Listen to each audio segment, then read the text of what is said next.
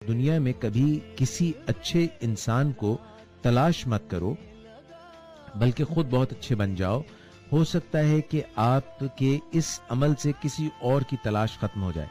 اسداغ بھائی کیا کہیں گے آپ؟ میرے خیال میں اچھے انسانوں کو بھی تلاش کرنا چاہیے، کیونکہ ہمیں سامنے ایک مثال نظر آنے لگتی ہے اور دوسروں کو دیکھ کے ہم بہت بدلتے ہیں. آبزرویشن 6 ٹولز میں سے ایک ہے. دنیا کے سب سے جو مضبوط ٹولز ہیں بدلنے کے اپنے آپ کو اور دوسروں کے، اس میں سے ایک ہے دیکھنا. دوسروں کو دیکھنا، جانچنا، پرکھنا، ان کے نتائج دیکھنا، پھر ان سے نفع اٹھانا. تو دوسروں اپنے ارد گرد اچھے لوگوں کو تلاش کرنا ہم سب کی ضرورت ہے. ڈیل کارنیگی ایک بہت بڑے مفکر دانشور تھے. پچھلی صدی کے آغاز میں وہ ان کا دور تھا. جی. تو ان کی قبر پہ لکھا ہوا ہے کہ یہاں وہ شخص سو رہا ہے جو اپنے ارد گرد اپنے سے بہتر انسان اکٹھے کرنے کے فن میں ماہر تھا. واہ واہ واہ واہ. اچھا ثاقب، کہ ایسا بھی ہوتا ہے کہ اگر ہمارے ارد گرد بہت ہی بہترین لوگ ہوں اور ہمارا انہی کے ساتھ سابقہ پڑے اور اٹھنا بیٹھنا ہو، تو لا محالہ ہمیں ایک ایسا سٹینڈرڈ پہ کام کرنا پڑتا ہے جو کہ ہمارے بہترین پوٹینشیل کی طرف ہو. جس کی ایک چھوٹی سی مثال میں آپ سے شیئر کرنا چاہوں گا، آپ کی فیڈ بیک چاہوں گا کہ اگر ایک کرکٹ ٹیم ہے، پاکستان کی کرکٹ ٹیم ہے سپوز، اور اس میں سارے ہی کھلاڑی اپنے اپنے کاموں میں یکتا ہیں، تو اس میں اگر ایک ذرا سا ہلکا کھلاڑی بھی ہو تو وہ بھی ان جیسی پرفارمنس دینے کے لیے بہترین پرفارمنس دے گا. دونوں باتوں میں بہت فرق ہے. ہمارے ارد گرد زبردست لوگ ہوں جی. یہ اور بات ہے، اچھا جی. اور ہم اپنے ارد گرد بہترین لوگ اکٹھے کریں یہ بالکل اور بات ہے. اچھا. دیکھیں جب ہمارے ارد گرد دائیں بائیں، جیسے بعض اوقات ہوتا ہے کہ کسی کے والد بہت لارجر دین لائف سائز ہوتے ہیں تو اس کو بڑی مشکل پیش آتی ہے. کہتے برگد کے درخت کے نیچے کچھ بھی نہیں اگتا. بالکل صحیح. تو یہ ایک اور صورتحال ہے کہ جب آپ کے ارد گرد قداور لوگ ہوں، جی.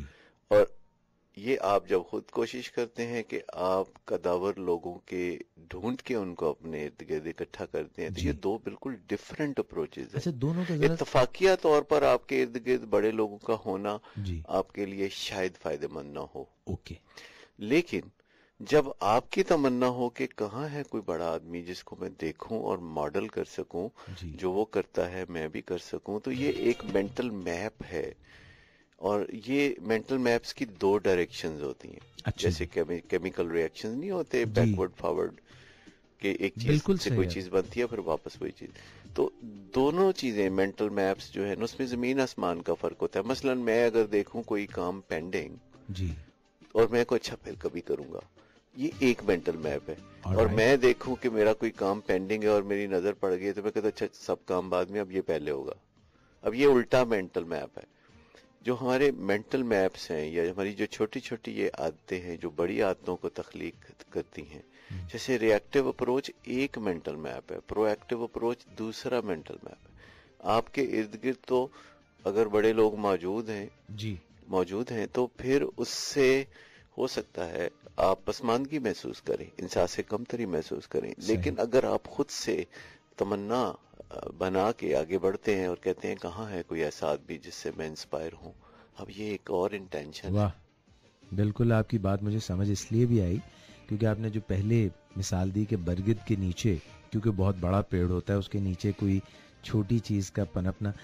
ابھی ڈاکٹر جاوید اقبال ہیں، he was chief justice as well, خود بھی بہت بڑے مفکر ہیں، مگر جب ان کا کمپیریزن کیا جاتا ہے علامہ اقبال سے تو پھر شاید چیزیں مشکل ہو جائیں. بڑی مزیدار ایک بات ہے. ایک دفعہ ایک محفل میں وہ بیان کر رہے تھے، فرما رہے تھے کہ دیکھیے جی لوگ مجھے جو ہے کچھ بھی نہیں سمجھتے.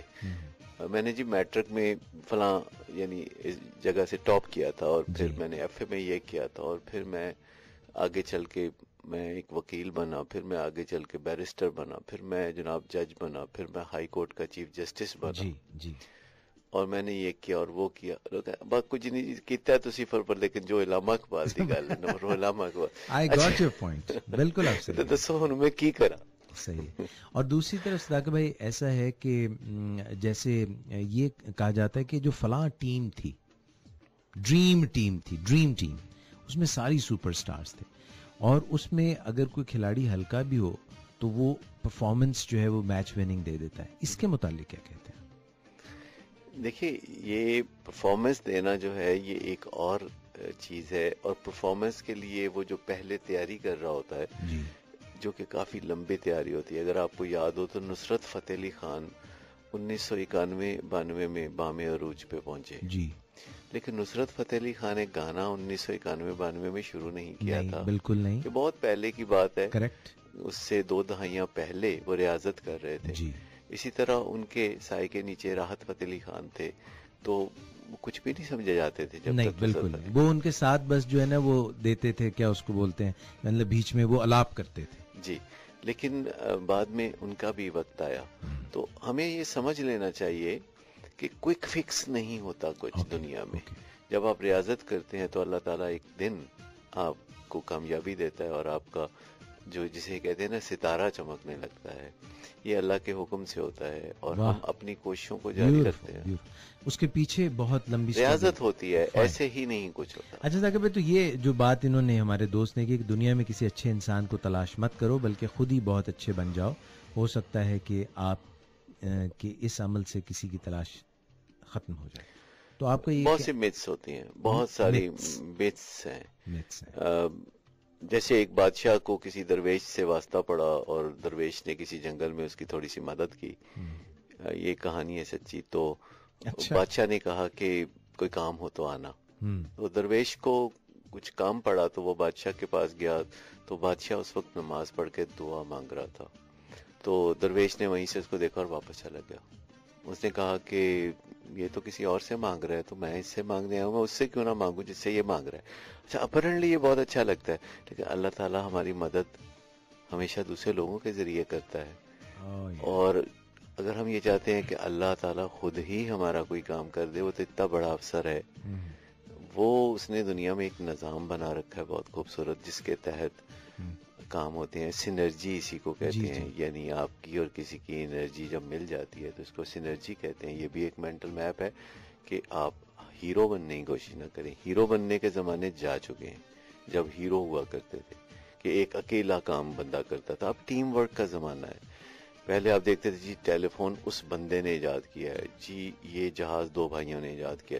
اب جو بھی ایجادات آ رہی ہیں آپ دیکھ رہے ہیں اس کے ساتھ نام نہیں آ رہے، وہ ٹیم. میں بالکل آپ کی بات سمجھ رہا ہوں. ابھی کل پرسوں میں دیکھ رہا تھا انٹرنیٹ پہ، تو لکھا ہوا تھا کہ ایپل کا نیا پروبیبلی آئی پوڈ یا ایپل کا کوئی اس طرح کی نئی موبائل فون، اس میں یہ نہیں لکھا تھا کہ فلاں صاحب کا.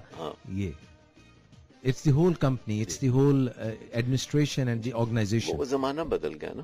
پہلے چھوٹے اسکیل پہ کام ہوتے تھے، ایک آدھ بندہ کام کرتا تھا، اس کا نام فلیش کرتا تھا. ابھی بھی کئی لوگ ٹیم میں کھیلنے کی بجائے اکیلے کھیلتے ہیں، اکیلے گول کرنا چاہتے ہیں. کبھی کبھار کر بھی لیتے ہیں، لیکن اگر ٹیم ورک ہو تو بہت زیادہ گول ہوتے ہیں، پھر دھڑا دھڑ گول ہوتے ہیں.